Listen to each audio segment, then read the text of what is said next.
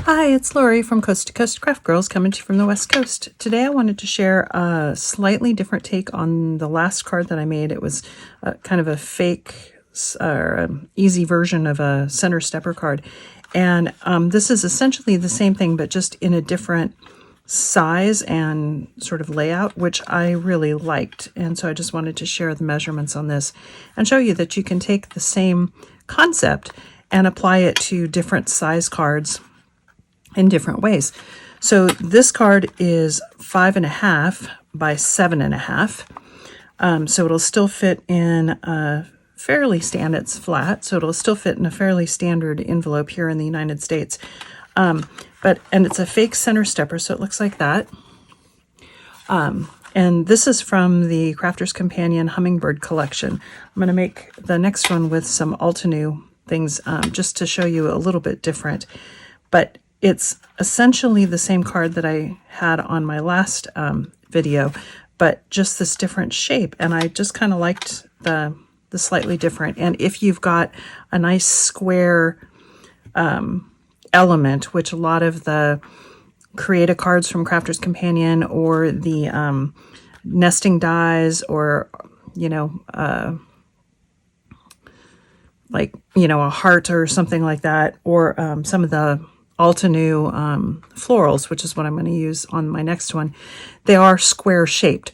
So that sort of 4x6 or 3.5 by 5.5 that I used on my last card doesn't work so well on those things. So this sort of 5.5-inch square is a really good option. So let me show you how we do that. It's made exactly the same way, except we have different sizes. So this card is 5.5 by 11.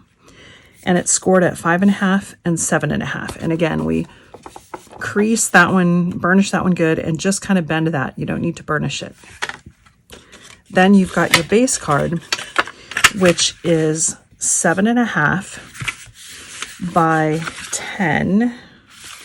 And it's scored at 3.5, 7, and 8.5.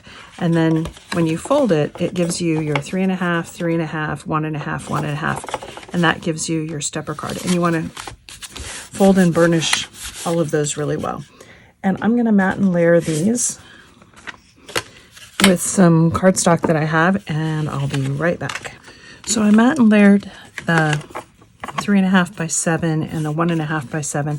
And this piece I'm not going to mat and layer because I've got my topper. And on the other one, I cut into the card, and then this particular die, it cuts out. So I cut it out of that front, and then I layered like 4 layers of it all together, and then colored it and set it back in on top of some vellum. So that's how I did that. But on this one, I just want to use a topper. This is from Altenew. It's the Mixed Blooms, and it's a 3D embossing folder with some stencils. And I'm just going to mount that onto some pink cardstock. And all I did for this one is you run it through your piece of card through with your 3D embossing folder, and then it comes with a set of stencils that you put over your embossed detail to give it the coloring and shading. Now you want to mount this on the side, not with the extra score. Okay, so we're going to mount that right on this front. And just like on the other one, I'm going to put a layer of foam tape right across the inside of the front because I want a little bit of dimension on that front. I don't want it to be flat.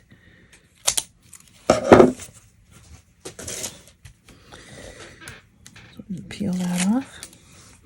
I always put a little bit of wet glue on my foam tape. It gives me a little more wiggle time, and it lets it hold. And then you want to, it keeps that foam from drying out and popping off. And then put some glue just up to that first fold line. Do not put glue on that other part. Then you're going to center this up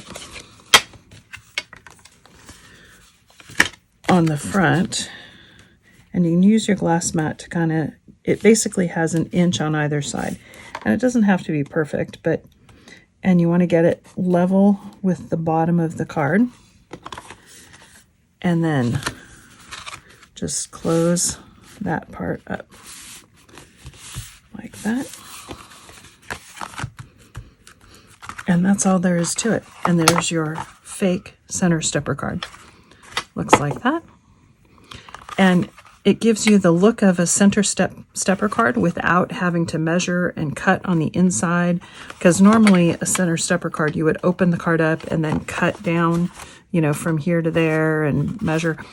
And I find this just a super easy way to accomplish what looks like the same thing. So, quick video today. Thanks for watching.